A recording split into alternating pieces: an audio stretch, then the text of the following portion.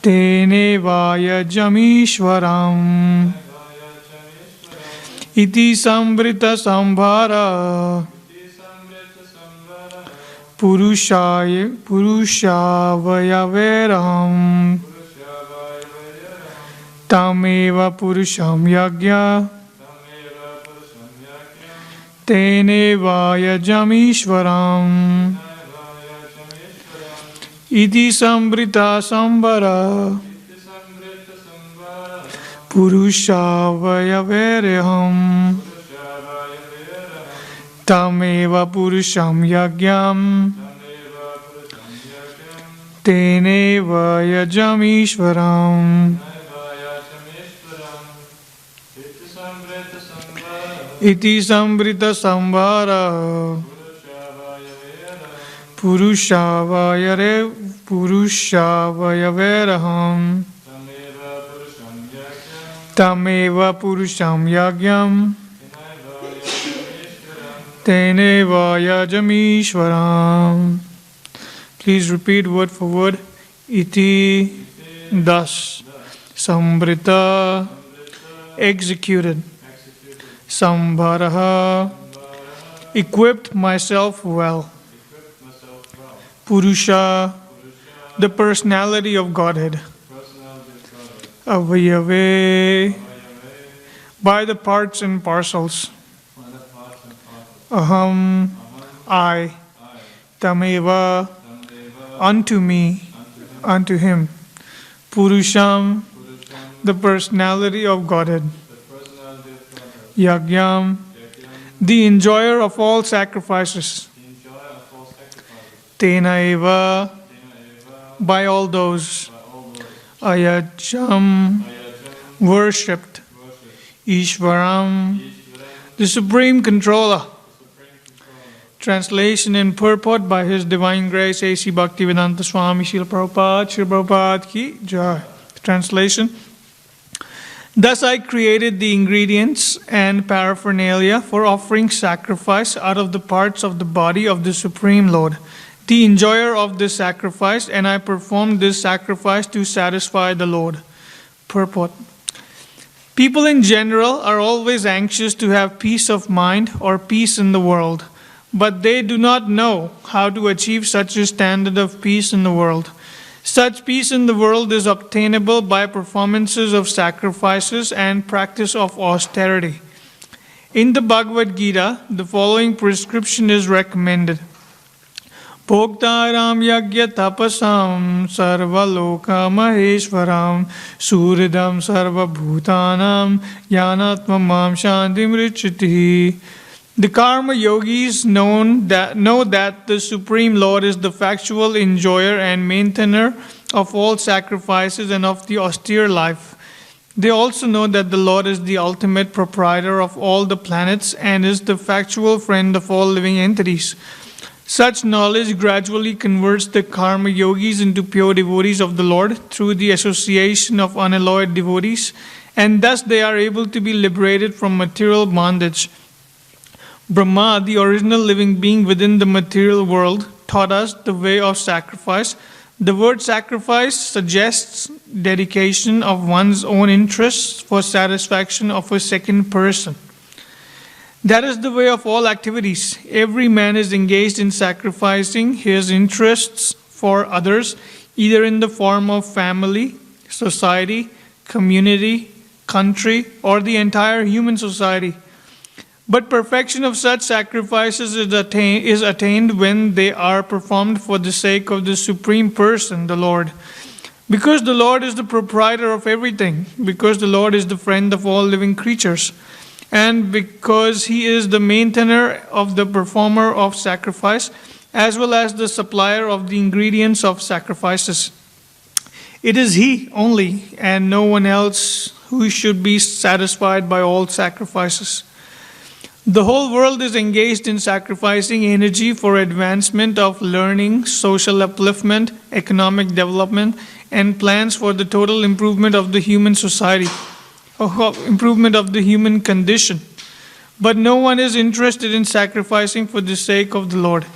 As it is advised in the Bhagavad Gita, Therefore, there is no peace in the world. If man at all want peace in the world, they must practice sacrifice in the interest of the Supreme Proprietor and Friend of all. Om Ajnanatimirandasya Jnananjana Shalakaya Chakshurunmilitam Yena Tasmai Shri Gurve Namaha. Jai Shri Krishna Chaitanya Prabhu Nityananda Shri Advaita Gadadhara Shivasadi Gaura Bhaktavrinda. Hare Krishna Krishna Krishna Hare Hare, Hare Rama Rama Rama Hare Hare.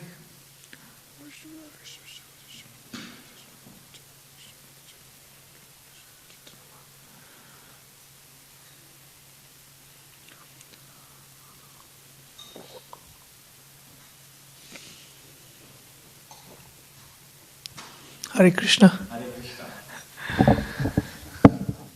I'm more nervous now. Sorry. So it's a very nice purport. So Prabhupada is talking about austerity, performance of austerity and tapasya and sacrifice. Prabhupada gives the Bhagavad Gita verse, Bhoktaram Yagya Tapasam Sarva Loka Maheshwaram Suridam Sarva Bhutanam Yanatvam Maham Shantim Richiti. So, Jnanatvam Mam Shantim Richiti, attain peace from pangs of material miseries. That's the line, translation given. So, and Prabhupada talks about in the purport also like how, like everyone wants to become peaceful, right? Is anyone doesn't want to be peaceful? Do we know anyone in the world who doesn't want to be peaceful and happy? I don't think there is anyone, even a little jiva or like a little worm wants to be happy and, well, I don't know about peaceful, but definitely wants to be happy. So happiness is, everyone wants to be happy. Happiness is situated right in the heart because that's what everyone desires, is to be fulfilled and happy and satisfied. I remember an incident where Prabhupada was, I've seen a video of Prabhupada where he was speaking to this Australian welfare worker, and it's quite a popular video where he was talking, Prabhupada was saying that everyone wants to be happy, but the problem is no one knows how to be happy. Everyone thinks by sense gratification or fulfillment of desires, people will just become happy, material desires. So this is not the way of life, as we can see clearly, where our material desires have led us. You know, if coronavirus has become a big problem, big concern. We have to keep the temple closed for over 3 months now. So we can see that material desires of ordinary people of eating animal consumption or eating meat is very, very disrespectful for the whole society and the whole world. Prabhupada says that if one is engaged in sinful activities of killing another soul, there's a mantra in Ishopanishad which says that one killer of the soul will be situated in the most hellish conditions of life. Which number was it? Do you remember the number? Maybe 15, I think it was 15, but I can't remember. So it's stated in Ishopanishad also very clearly. So, it's common sense that if we take a life of another living entity, there will be bad significances. So there will be influence, and we will be the cause of that influence. We will have to suffer. Suffering will always be there. So Prabhupada says one should be smart. Performing austerities should be done for Krishna. One should not perform austerities for one's own sense gratification, if you think about it, it's a smart way of thinking. That if I have to perform austerities, I have to suffer. Why don't I just do it for myself, Like if you think from a material point of view, it makes a lot of sense, right? If I have to perform austerities, if I have to work 10 hours a day, if I have to work 12 hours a day in my mundane job that is not giving me any benefit, I use that money, whatever I get, I use it to buy my own sense gratification. But this is a smart way of thinking, but this is not the highest way of thinking. One may question oneself, wait, I am working 11 hours a day. There is a fault in that only. Forget about getting sense gratification. If you, out of 12 hours, you spend 10 hours sleeping, and all you got is only a few hours left, and out of that you spend next few hours working in a mundane job. There is no time for sense gratification. If you think about it, in our current society, there is no time for sense gratification. Even though if you want it, that's why people desire it so much. Even a little single second of sense gratification, they don't want to let it go, because that's all what we want, and we are striving for it every single second. That's what Krishna says. There is no point, there is no point of sense gratification. Why don't you just surrender to the highest goal? Why don't you surrender unto me? I will give you full satisfaction and full happiness that everyone desires. So why don't just give it a try, Like many people, like we meet on streets, many people question the authority, question the how bona fide is that book? Is that going to help me? Well, I tell people, like, you don't know this until you have tried it, Until you try something, until you have applied something in your life, how would you know if this is going to help you or not, So, like, for example, from my own example, I always, like, if you're born in India, you have definitely heard of Bhagavad Gita. It's very unlikely you have not heard of this word called Bhagavad Gita. So everyone knows Bhagavad Gita. So many Indians I meet on the streets, they will say, I know Bhagavad Gita fully. I have read it so many times. And many times this happens, like we often say, this is our culture, Bhagavad Gita is our roots, it's our culture. But have we ever had an opportunity to read it and understand Bhagavad Gita? That's the question. Most of us probably not. So, like, I used to say that also. I know everything about Bhagavad Gita. I wasn't different. So if someone would stop me on the street, ask me if you have read Bhagavad Gita, yeah, of course, like, I know Bhagavad Gita. But I didn't even know how many chapters were there in Bhagavad Gita. So this is what's going on in the current society, this is spiritual wisdom. Everyone thinks they know everything. That's the whole problem. We see so many gurus. We see so many of these fake gurus or these considered scholarly people who are like, on the top level now. They'll become like very famous by imparting some mental speculation to other people, which is not coming from authority, which is not coming from source. Like, for example, there's a very famous Baba, or like many Babas actually. My Gurudev says that every street in India you go there, you find a different Baba. So it's everyone's there. But the point is that if you really want to perform austerity, that should be done for Krishna's sense gratification. Not for our sense gratification, but for Krishna's sense gratification. Because that is the highest goal, and that is the highest source of pleasure. Krishna means all attractive. If you do want to perform austerities, why just not do it for the all attractive? Like we hear in Bhagavatam the story of Dhruva Maharaj, like how a little child, 5-year-old kid, wasn't allowed to sit on his father's lap on the throne, and then he was like, very disturbed that how have I been declined this opportunity for what I want, Even though Dhruva Maharaj is such a great devotee, but, material attachments are like that. When one is materially attached, one can become bewildered, In Bhagavad Gita, Krishna says that when material attachments are there, resolute determination for devotional service does not take place, right? We heard that in the 2nd chapter. So why is this? Why is it that being so much attached, like, Dhruva Maharaj was so much attached to get this, Like sometimes we do that. He was like very determined that all I want now is to have this throne. And his mother told him to, go. Only Krishna can help you. Only the Supreme Personality of God can help you in this thing. So, by the mercy of Narada Muni, he met Narada Muni also while he was performing such a big tapasya. He stopped like everything, He stopped by his breathing. He was like choking the whole world, whole 3 universes. So, Narada Muni told him that this is not the highest goal, If you want material attachments, why don't you just perform austerities for devotional service, But Dhruva Maharaj saying, this is what I want. I have made my mind. I have decided. So, by the mercy of Narada Muni, he was showing his path, but sometimes attachments are so strong that you just have to get that done, get that out of the way.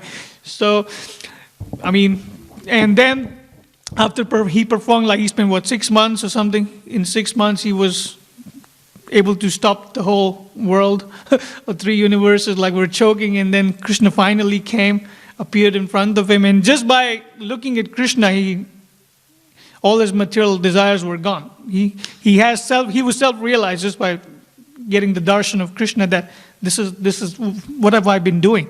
I have been doing it all wrong, I have been attached to these material desires which mean nothing, which are totally useless actually if you think about it. What's the point of getting these material benefits when you don't have love of Krishna? So, he was smart. He was self-realized just by looking at Krishna. He paid his obeisances, he paid his respects to Krishna, and now Krishna is offering him. That's why you performed the whole 6 months. You choked the whole world, and now I'm giving you what you want, but you don't want it.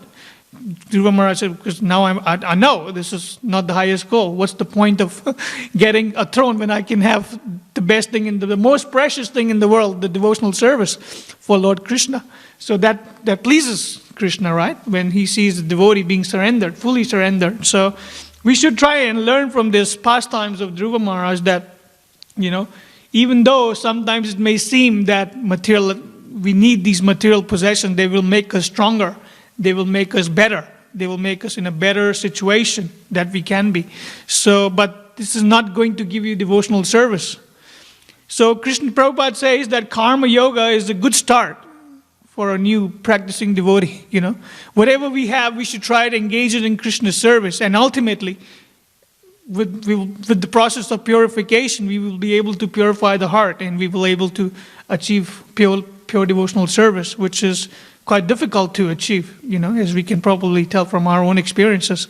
There's so much attachments rooted inside the heart. So, Prabhupada says that. Gurudev was also explaining, I was hearing a nice class where he was telling that sometimes we being devotees, we just try to Prabhu, this is not pure devotional service, this is karma yoga. We should perform we should not we should tell new people are coming, we tell them that don't do this, don't do that, don't do this, don't do that.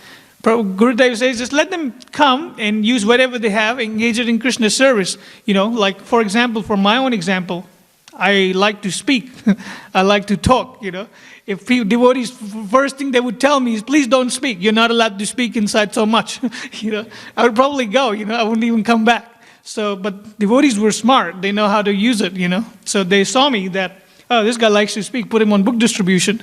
That's the best place to speak. So, constantly engaged in service. I was so happy that my speaking ability is being used in Krishna's service. So, slowly when I read these books, got more knowledge, more experience, more realization started to come.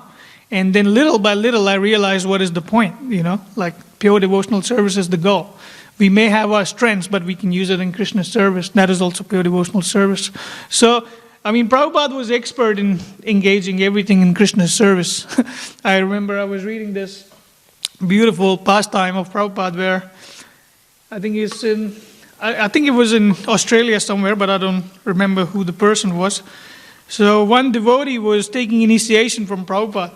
And the Western devotees were new. They did not know what was the whole process, what the whole deal is, and what do we need to do, what we don't need to do. So this devotee was taking initiation from Prabhupada, and someone told him, because he just came, he just came in jeans and stuff like that, fully dressed in a karmi attire. He did not know how to wear it, what to wear. So devotees helped him, prepare, get dressed for the initiation, put tilak on, and he got initiated. And then devotees told him that you have to give something to Prabhupada, that's Guru Dakshina, a disciple has to give something to make a sacrifice for the Guru. So he's like, oh, I don't have anything, what should I do? So what he ended up giving to Prabhupada was a used towel. Imagine giving it to your Guru, a used second-hand towel, what's the point of that? So, and Prabhupada saw that, Prabhupada he gave that towel to Prabhupada, and Prabhupada looked at that towel and said, this is useless. What am I going to do with this, Even though Prabhupada said that, Prabhupada was such an expert in using everything in Krishna's service. The next few days later, that devotee came and saw that same towel was being used as a mat for guests to come and sit on. So Prabhupada was an expert. Anything he sees, he would use it in Krishna's service, right? I remember these interviews of Prabhupada where these reporters will ask, Prabhupada, where do you get all the money to print these books? He said, we get it from Krishna All the money comes from Krishna. But the problem is that you don't give us many money. That's the problem. Because we can use anything in Krishna's service. Anything that we have, we can use it in Krishna's service. Because that's the ultimate way to achieve pure devotional service. Whatever you have, whatever you see, just use it in Krishna's service. So there's another beautiful pastime where Prabhupada is an expert in using. There was a photo of this, I think Bhanu Maharaj was mentioning a few weeks ago, that there's so many, like these Babas were taking a picture in like a famous newspaper or magazine, a famous photo of a Baba or a Guru or a sannyasi pretending to be renunciate. There's like a big blocks of gold sitting next to him, and he's just like doing that. No, I don't want it. I am renounced, I have nothing to do with this gold. And Prabhupada said, if we were there, we would give us gold, give us more gold, bring it on. We know how to use it. We know the proper use of this gold. We can use it in Krishna's service. So this is like smartness. This is intelligence, One should not be a fake renunciate and just pretending that, I just don't want it, Instead, one should think, this is a great opportunity to use and engage this, because everything is Krishna's anyway, Like no one is producing gold, they're just finding it. It's not like anyone is going out there making gold. You can't make gold. You can only dig and dig and dig and find gold, right? Do you know anyone who has ever made gold? No, there's no one like that. So all we can do is find gold that is already there, existing. We just have to dig and bring it out. That's all we have to do. But then the problem is that because we are so much attached, we think, I have worked very hard to find this gold. This is mine because I found it. No one cares about Krishna. No one thinks like, who put it there on the first place, Like I just found this gold. Who put it there, But it doesn't matter. Like many times I see someone drops like $10 or $20 notes on the street, right? People, I found $10. It's mine. Instantly. No one thinks like, that poor guy, who put it there. This is just like, it's by mistake, like no one thinks it's just like take it and it just claims my property. That's the world we live in, because we just want to fulfill our needs and desires. So this is what Prabhupada is saying. It's very important to become an honest person, Like honesty is very important, because if you're an honest person, you can see that I have spent so much hours digging this gold. It's not my property. It's Krishna's property. God has put it there. So why don't I use it in the service of God, That's such a great understanding of... And that's very beautiful just to even think about it, Like imagine if you actually practically apply it. Whatever you see, just try to engage in Krishna's service. Many times I see, these things and I'm like, this is so good for me. But we don't necessarily see how we can engage it in Krishna's service. So this is what Prabhupada is saying. It's a purificatory process. It takes time to purify one's heart and one's mind, because we're raised in a Kali Yuga society, and it's very difficult to understand the real purpose and the real goal of life. So one should be careful. One should be smart. And one should have the knowledge, because unless you have the knowledge, you can't really apply anything in Krishna's service, right? So knowledge is very important. Prabhupada has given us these beautiful books, this beautiful literature for us to read, understand, apply.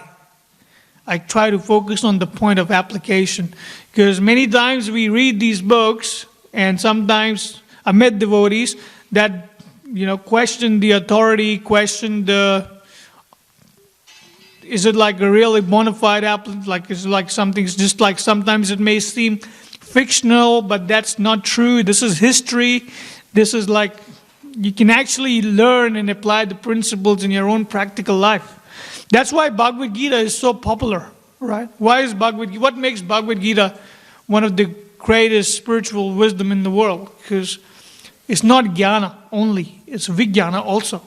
Krishna is telling you, he's giving you a process which you can apply in your own life and see the result. Because that's how we learn Krishna Bhagavad Gita, Krishna's words are not just there for you to, Shri Radha Gopinath Bhagwan Ki Jai. Krishna's words are not just there for you to read It's for them to apply and understand. The depth of these words is so powerful. Like I was speaking to one of my friends who I was just reading Bhagavad Gita with a few days ago. I was speaking to him that, it's so much nectar that when we read these books, a lot of things are like, wow, this is awesome. But many times we just get confused, like, how can we do that? Is that even practical to apply in real life? Like, for example, we read Bhagavad Gita, right? The first 6 chapters. In first 6 chapters, there is dhyana yoga. And then Krishna is telling you to, give up everything, go to a forest, get kusha grass, get deer skin, and and meditate. And you're like, oh, who's going to do that? It's like, is that even possible to do in today's time? So one may get confused just by reading that, That's why we need a person who has applied the spiritual wisdom in his real life. That's why Krishna is also telling us before that you need to get a spiritual master. You need to get a spiritual teacher who has understood this book, Because only when one is reading this book with the right attitude, one can understand Krishna. Prabhupada says that in the introduction of Bhagavad Gita, unless you read it with the right mood, you won't be able to understand the essence of Bhagavad Gita. Even though if you read 1,000,000 times and you're not reading it with the right mood, this Bhagavad Gita will not make any sense to you because you're not with that surrendered attitude. You're not reading it. So that's what Prabhupada is saying, that if you read it, you should read it with the right attitude and with the right mindset. Because once you are reading it, once you're getting the jnana, the knowledge, Vijnana will automatically start coming to you. The realization will start coming to you until you have the jnana right. So,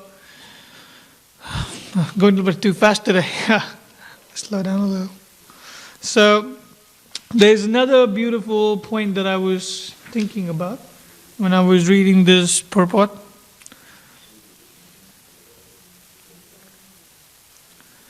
So, every man is engaged in sacrificing his interests for others, either in the form of a family, society, community, country, or the entire human society. So we can clearly see that in our current society, sacrifice is crucial. Everyone is performing sacrifice, like this is economics. If you want something, this is the first thing I learned in economics, that if you want the product or if you want something, you have to sacrifice on something else, right? If you have $5 and if you want to buy a Bhagavad Gita soft copy, then you have to sacrifice on Ishopanishad. This is just giving an example, like anything, If you want to buy a packet of chips, you'll have to sacrifice on chocolates. So there's always sacrifice. Sacrifice will always be there because we are bound by limitations, Resources are limited with us. Even if you have $1 million and you want to buy a boat, you have to sacrifice on a mansion. Because you are limited on resources. So sacrifice is always there, We're making sacrifices, like we work, as I was giving example, we're working 10 to 20 hours a day. 10 to 12 hours a day. And we're making sacrifice on those 10 hours. We can use those 10 hours to do something else. But we are instead doing this so that we can get money, we can provide food to our family, take care of our family. So all this is sacrifice. Everyone is engaged in some kind of sacrifice, Like Prabhupada gives this example of these great rich people, like people who started from the bottom, like started from scratch, then they become super rich, and most of them use that things they get in engaging in service of others, basically like engaging all the money they have in philanthropy. We know so many great people, so many top level people have used all the money, Bill Gates, Mark Zuckerberg, many great people who've had all the fortune and they use it in philanthropy work, and using health for other people, curing diseases, and many other philanthropy work. But Prabhupada says this is good, but what's the point of it all, Like I was speaking to one of my cousins the other day, and he was saying that, I did such a good thing today. I provided job to this other guy, Now, like I gave him food, like today. And he was so happy that he gave this person food, like this homeless person, he gave him food. I'm like, that's good. But How is he going to get food tomorrow? Only Krishna knows. Only Krishna can take care of him. So giving food to someone is good. It's a good activity. It's a good karma. You'll get benefit for that, no, undoubtedly. But is that going to solve all his problems of life? No, he still has the problems in life, bigger problems in life. Birth, death, old age, and disease. That's the greatest problem. Is that going to help him, solve him? No. So, performing a good activity is important, but the best thing you can give to someone is spiritual knowledge. Because this spiritual knowledge frees you from the attachment of the material world. This spiritual knowledge actually helps you detach from all the miseries of this material world.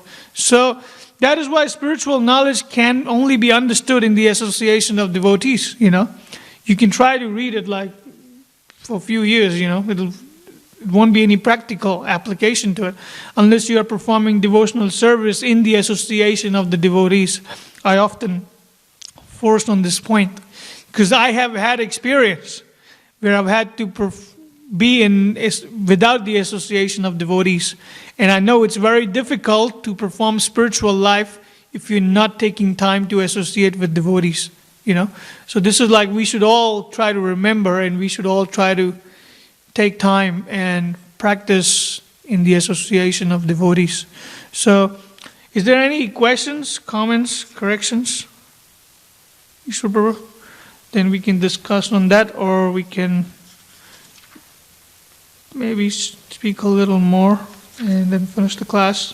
Is there anything you'd like to add, or something that you think is interesting in the purport?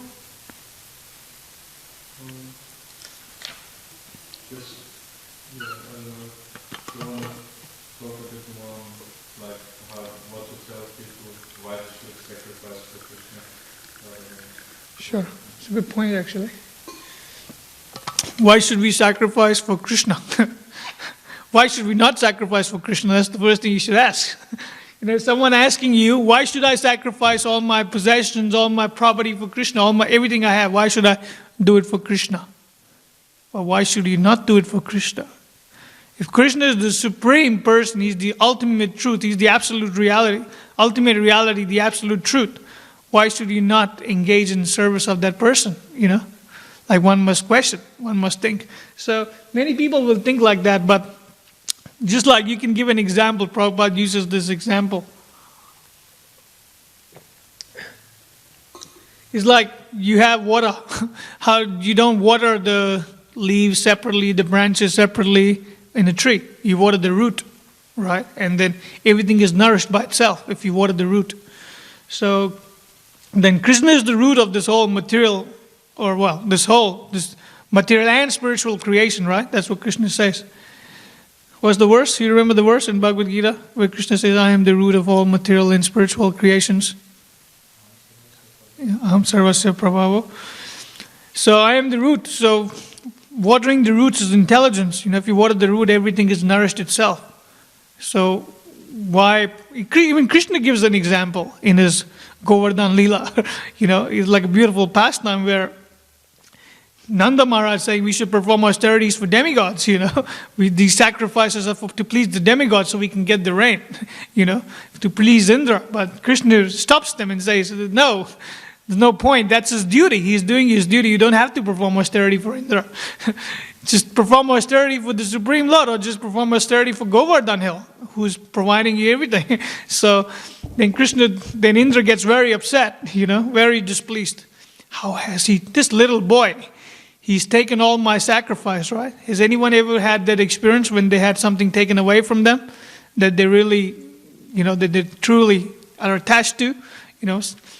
It's kind of a very dangerous situation that bewilders a person, that makes a person crazy, do crazy things, We have so many examples of these famous people who've had the fame and fortune and the money taken away, and their role, big movie, I was remembering the story that there was this famous person, he almost got a part in this movie, like a big role, and then that role went to someone else, and he just went crazy. He just started beating people. Like, he just started beating this other person. How did he get my role, Like, I want this role. So that can bewilder people a lot. So we should remember that Krishna is telling us that. Then what does Krishna do? Indra gets very upset, and then he like gives so much thunderstorm, like rain is going crazy. The whole atmosphere is very dangerous. But Krishna knows he's going to protect his devotees.